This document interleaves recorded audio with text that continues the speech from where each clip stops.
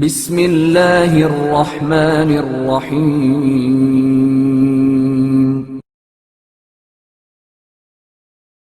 توابین کی تحریک۔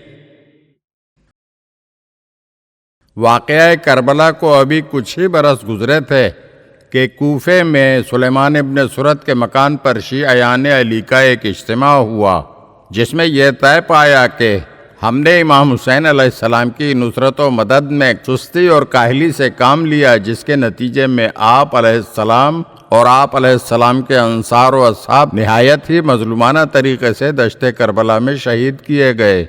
لہٰذا اب ہماری ذمہ داری ہے کہ ہم خون حسین علیہ السلام کے انتقام کے لیے اٹھ کھڑے ہوں اور یوں اپنی کوتاہی کی تلافی کریں تاکہ ہماری توبہ قبول ہو، اور اس وقت تک ہماری تلواریں نیام میں نہیں جائیں گی جب تک ہم ابن زیاد اور کربلا میں موجود تمام قاتلوں کو کیفر کردار تک نہ پہنچائیں یا ہم خود شہید نہ ہو جائیں۔ سلیمان ابن سرد خزائی کے گھر کی اس مجلس میں اس گروہ کے سرکردہ افراد جناب رفاعہ ابن شداد، عبداللہ ابن سعد ازدی، مسیب ابن نجبہ اور عبداللہ ابن وال نے نہایت ہی پرجوش تقریروں کے ذریعے شرکاء کا جذبہ شہادت و انتقام بڑھا دیا۔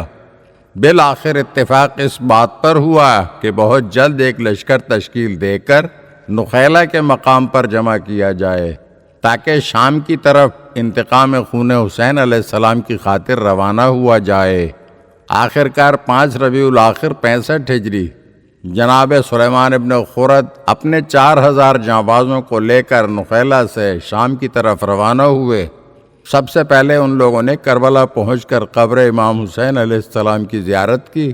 اس وقت ان کے گریہ و زاری کا عجب عالم تھا اور ہر ایک اس آرزو سے بےتاب تھا کہ کاش وہ نصرت امام علیہ السلام میں روز عاشور کام آیا ہوتا اور شہادت کے درجے کو حاصل کر لیتا۔ ایک شب و روز انہوں نے اسی عالم میں نوحہ و ماتم کے ساتھ نماز و مناجات اور توبہ و استغفار میں بسر کیا۔ اس کے بعد جذبات کے انتہائی تلاطم میں نہر فرات پر آئے، غسل شہادت انجام دیا اور اپنی تلواروں کی نیامیں توڑ ڈالیں۔ پھر یہ لشکر قبر امام حسین علیہ السلام سے رخصت ہوا اور منزل بمنزل راستہ طے کرتے ہوئے عین الوردہ نامی جگہ تک پہنچا اور وہاں اپنی صفوں کو مرتب کیا۔ 5 دن کے بعد شام کی فوج ابن ذیالقلع اور حسین ابن نمیر کی سربراہی میں ان کے مقابل پہنچ گئی۔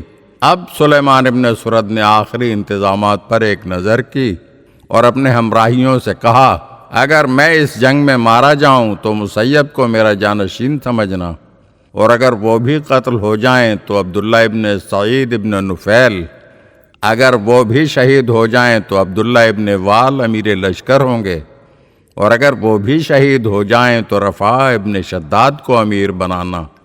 سلیمان ابن سرد نے شبخون مارنے کے خیال سے پہلے مسیب کو 400 سواروں کا دستہ دے کر روانہ کیا۔ مسیب نے صبح ہوتے ہی لشکر شام پر چھاپا مارا، جس کے نتیجے میں اکثر شامی لشکری مارے گئے اور باقی شکست کھا کر بھاگ گئے۔ مسیب نے ان کے گھوڑوں اور جنگی ساز و سامان پر اپنا قبضہ کر لیا اور خوش و خرم مال غنیمت کو لیے ہوئے اپنے لشکرگاہ کو واپس آ گئے۔ حسین ابن نمیر کو جب لشکر شام کی شکست کا حال معلوم ہوا تو اس نے 12,000 کی فوج توابین سے لڑنے کے لیے روانہ کر دی۔ عین الوردہ کے میدان میں دونوں فوجوں کا مقابلہ ہوا۔ صبح سے شام تک تلواریں چلتی رہیں، بہت سے لوگ قتل ہو گئے۔ دوسرے دن مزید 10,000 فوج ابن نمیر کی کمک کو پہنچ گئی اور پھر وہ سخت رن پڑا کہ خون کے دریا بہہ گئے۔